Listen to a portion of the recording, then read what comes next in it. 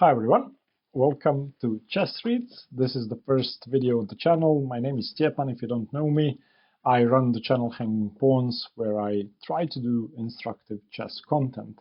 Chessreads is a new project of mine, and the goal was to create a first website which is going to review chess books in a relatively personal way. I try to be objective, and the goal is to create a library of chess book reviews unlike anything ever done before. To start with, we are looking at Jacob Aagaard's calculation, one of the most important chess books ever written, in my opinion, and the first book in the probably most famous series other than Yusupov's Blue, Orange, and Green books. Jacob Aagaard's calculation is a book every strong player must have read, and it's an exercise book on calculation and improving your skills over the board. During this review, I'm going to share an interview I had with Jacob Aagaard a while back. I'm sorry for butchering his name. His last name is pronounced Ogo. I cannot do that properly. So I'm going to share parts of that interview, and I'm going to allow him to explain why he had written the book, what was the idea, what's its purpose, and he's also going to talk about calculation and how to improve it from a general perspective, and his coaching experience. So Chessreads is a collection of my personal chess book reviews. So what you're going to find on Chessreads are books I have read and the books I find useful. There are going to be some books that I think are bad, but mostly I was reviewing books that turned out to be good. Now let's begin with calculation. Calculation, first of all, is a very tough book. And Jacob Aagaard has written the book and compiled the exercises as a part of his prep with Boris Gelfand when he was preparing him for the 2008 World Cup and Candidates cycle. Okay, it's the most popular book in the GM preparation series. There have been 5 or 6 editions, and it's about 90% exactly what Boris Gelfand was solving when he was preparing for the World Championship match. So it's a relatively advanced book. Your completion rate isn't going to be perfect, but what you are going to get out of this is excellent training, hand-picked, well-curated material that's supposed to develop your calculation skill. And I should say that yes, it is training material I collected for Boris Gelfand, and he solved it, won the World Cup, won the Candidates, and almost became world champion. So yes, it is quite high-level material, some of it. But is it? But I also put in quite a bit that was for players of a somewhat more human level, like me, like you. There's an important point I want to say. This is valid for all the books. The way they're structured, and I think this is a reasonably smart idea, is that every chapter has sort of a thematic design. So there will be a point in every chapter where some players find that they cannot progress. Suddenly they're just hitting their head against the wall. The book is designed so a way that, okay, just go to the next chapter and you start over. You start over. And that way you can have a focused attention on one theme for a bit of a time until it is beyond you, and then you can move on. And I think that's a decent design. And I always want to state it, because anyone reading the books, working with the books, this is the one thing you need to know, absolutely. Everything else you can work out on your own. So you're saying that each chapter progresses in difficulty and then the next chapter resets it? It resets, yes. I'm going to be honest and say that I don't think I've ever calculated my completion rates within the specific portions of a chapter. I just have them for a whole book. That's how I do it. I know that when I first did calculation, my completion rate was over 60%. I don't remember how much, 61, 62. And then when I did it the second time, it was over 90. But I should have actually figured out what the completion rate in the chapters was. Okay, so which So how much of the material would you say is the actual material that Gelfand was solving for his prep? How much have you added for more turns? Oh, like 80-90%. I added a few things in the beginning of the chapters. That's it. Okay, so would you say the book is intended for people of Grandmaster level? I mean, who is the key audience? So what the intention was for players who are sort of trying to get to titles. That was sort of the idea. So this is, part of the preparation to be able to play at Grandmaster level. Okay. But of course, it turned out that there were very few people, if any, at the time, who were writing books that were relevant for actual grandmasters. So when you write high-level books, suddenly you get people sending you messages and say, "Thank you for your books. They're very good. I went through them all last year, and now I won the European Championship." But stuff like that, But that's... sorry? No, sorry for interrupting you. It's an untapped niche in a way, because I have a very strong feeling after having gone through many chess books that most people cater to the majority of the audience, most publishers. So most books have been written for people who can easily digest them. And there are very few exceptions. So creating a book or a series of books that miss the target when it comes to the majority of the audience is very useful for the high-rated players, and in theory, bad for the publisher. In theory, but if you want to be that detailed about it, I can tell you a little bit about our thought process.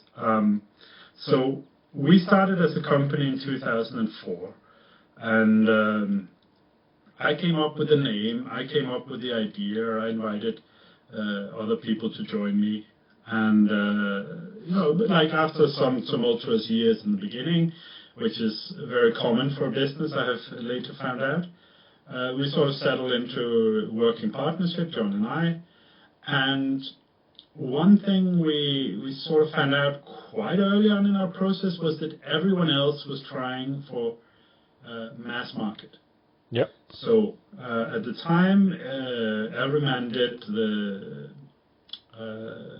first they'd done Easy Guide series, then they did the Starting Out series, of which I wrote three. I wrote one in my own name and two as sort of a co-writer, with helping someone complete their books.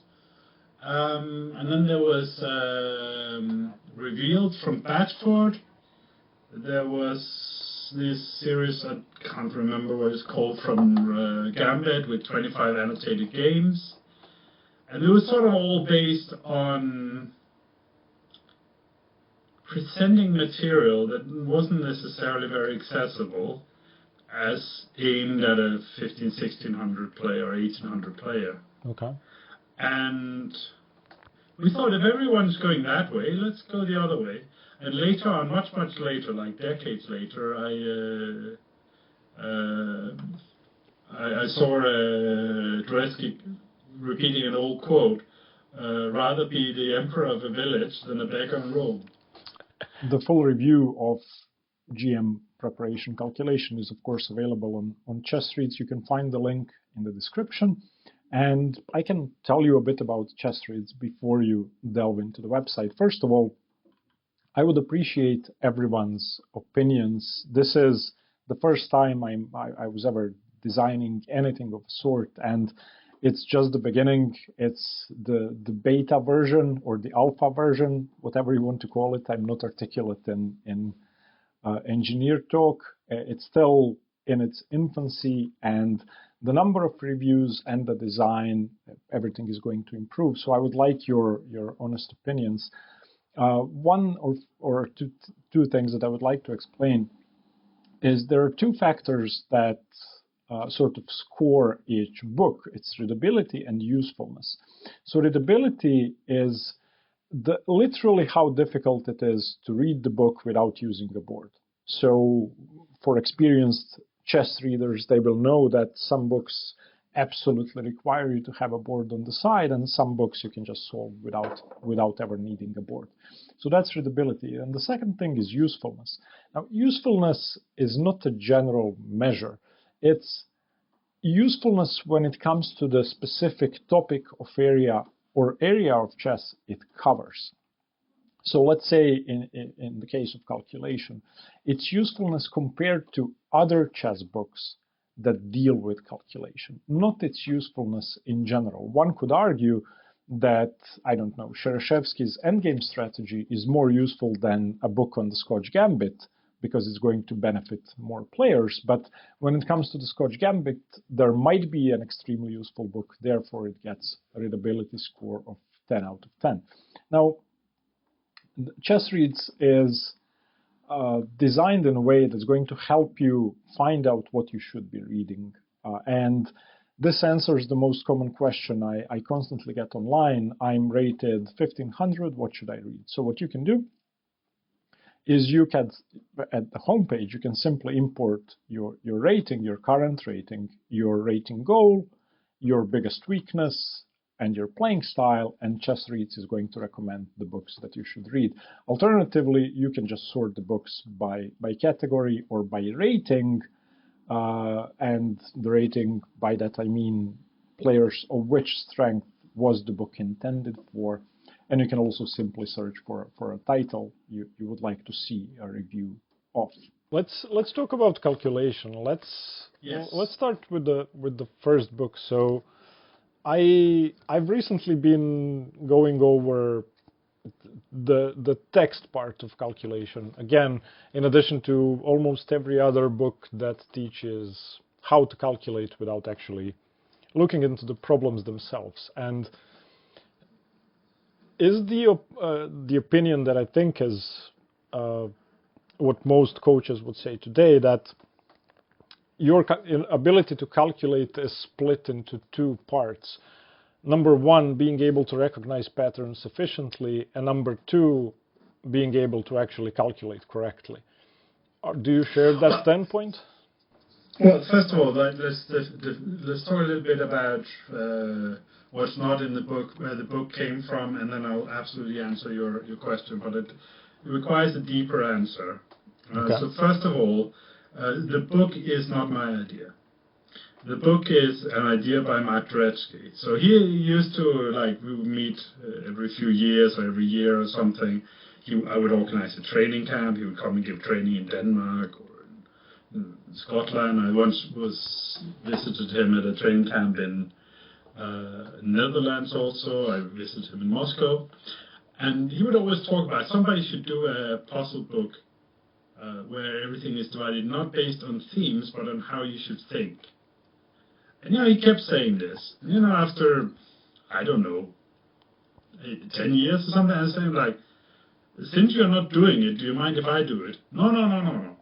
So I then said, okay, this is what I want to put in here. I said, no, you have to remember to put traps in as well. Okay. So I put in traps as well. And basically, the book is Dvoretsky's calculation system. It is not how I would teach calculation today, but it doesn't make the book bad in any way. It is Dvoretsky's calculation system. The textbook that accompanies it is Excelling at Chess Calculation, which is again very close to that.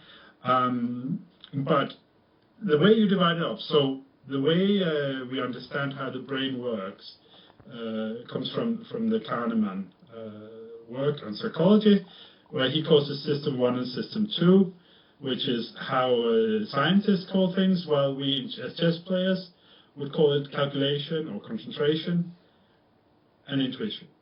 Okay. Now, intuition can be split into various forms.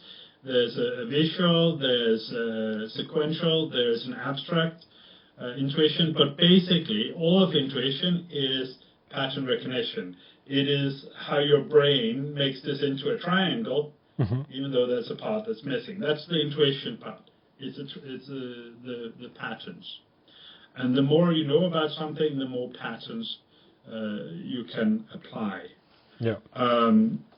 So yes, that knowing a lot of patterns, especially if you are an up-and-coming player, if you're early in your journey in chess, it doesn't matter if you're 50 or if you're 5.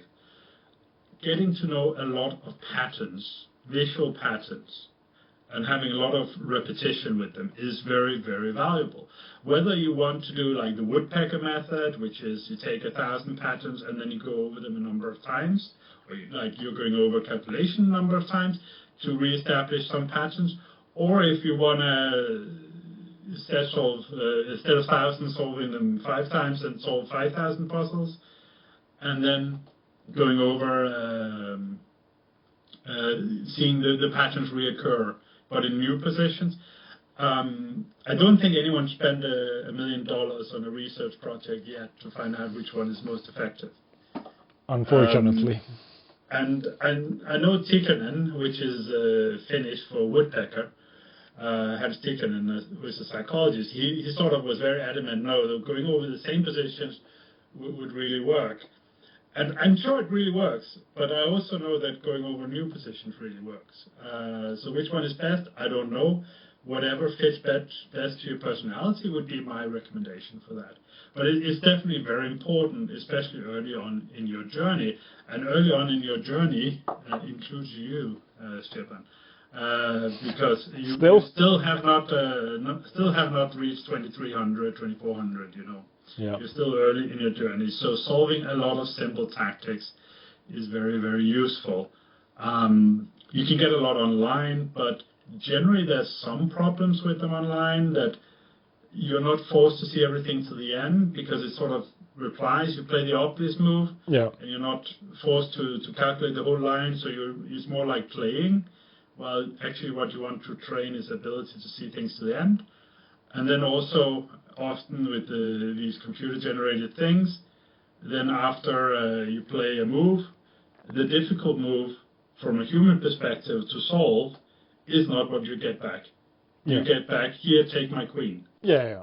That is a big problem. And it's actually, it's bad. And if you take, like, let's say woodpecker, you can buy it every which way. You can buy it in book, you can buy it in video, you can buy it Chessable, Chess Tempo, Forward Chess, or all kinds of places, and many other books, and also books from competing companies which are very good.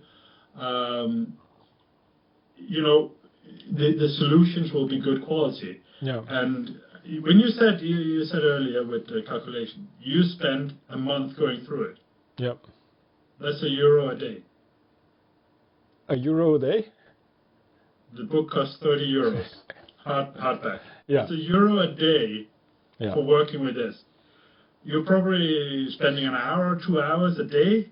It's at most it's €1 an hour, and then you're going through it really fast. I have to say,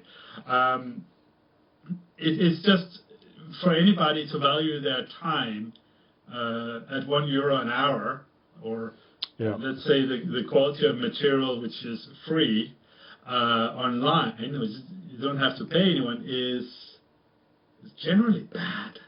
It's generally bad. So I would always recommend buy something. Don't necessarily buy anything from us. If you sort of accept the argument but don't like me, then go and buy from Chessable or buy from Thinkers or Russell. So there's a lot of good material out there that's curated. It's just don't do a false economy on your time. This is for anyone who wants to progress. The other thing is with solving simple tactics, even though you want to have sort of a concentration to it, don't fall into the trap of actually calculating very, very deeply. Okay. Or sitting thinking for a long time. Because you have to understand always the purpose of what you're doing. So with simple tactics, you're learning patterns. Okay. So if you think for half an hour in every exercise, you're not getting a lot of input with patterns. You have to have this open, engaged involvement with them, but it should be like 1-2 minutes.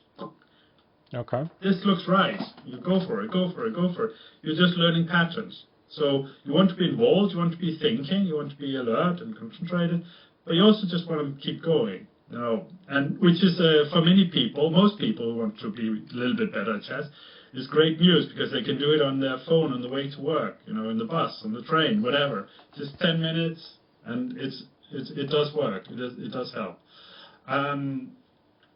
So yes, so that's that. But on the other side of the fence, where we go away from the intuition thing, when you go into the concentration thing here, and we say let's say we have a decent intuition, decent tactical intuition, let's say me, but 20 years younger, back when I was a decent player. If you have that, then what is the other thing you need? You need to be able to calculate. And now, here comes the big question, which I didn't ask myself at the time I wrote that book, which is, what is calculation? Okay. What do you mean you didn't ask yourself? It's quite a good question, right? How could you have written a book called Calculation without answering that question?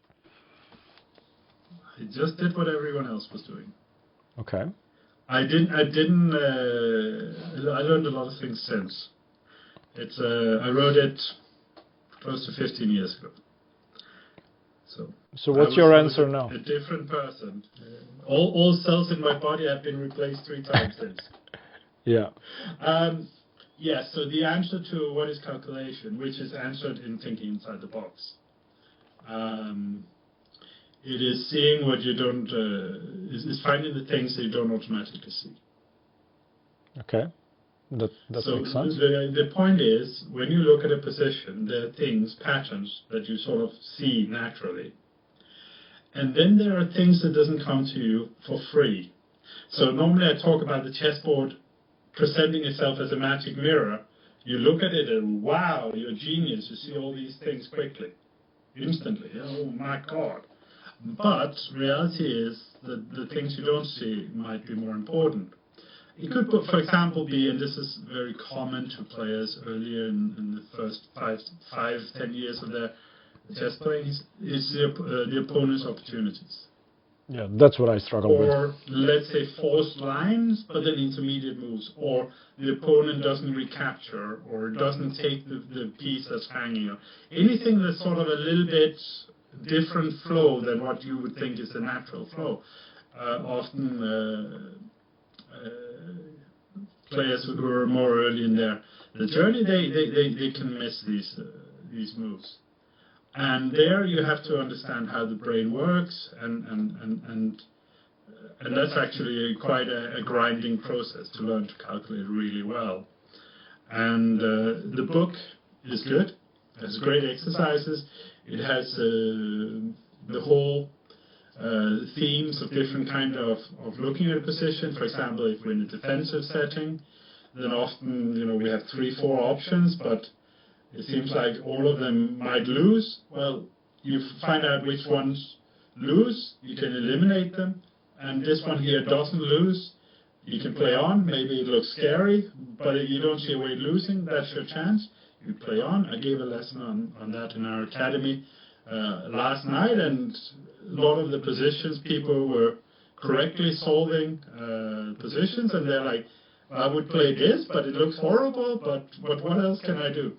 And that's why, like, the chapter on elimination. So from my point of view, if I should do this project today, like if I was to write textbooks, not an exercise book, but a textbook, I would write one that's called calculation, one that's called advanced calculation, something like that, where that book which you have there is advanced calculation.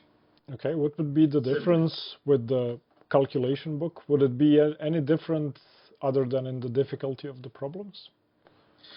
Well, I was talking about textbooks. So okay.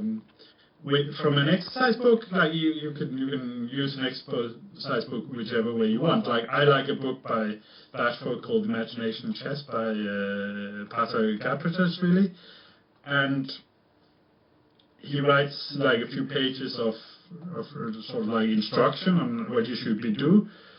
And my recommendation is you take those pages and you rip them out so you don't hurt your eyes by looking at them, because they're just bad.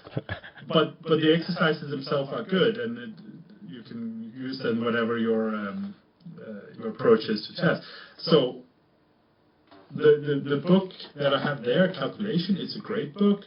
I like the way we did a lot of things. This one, it's Dvoretsky's system, and yeah, it's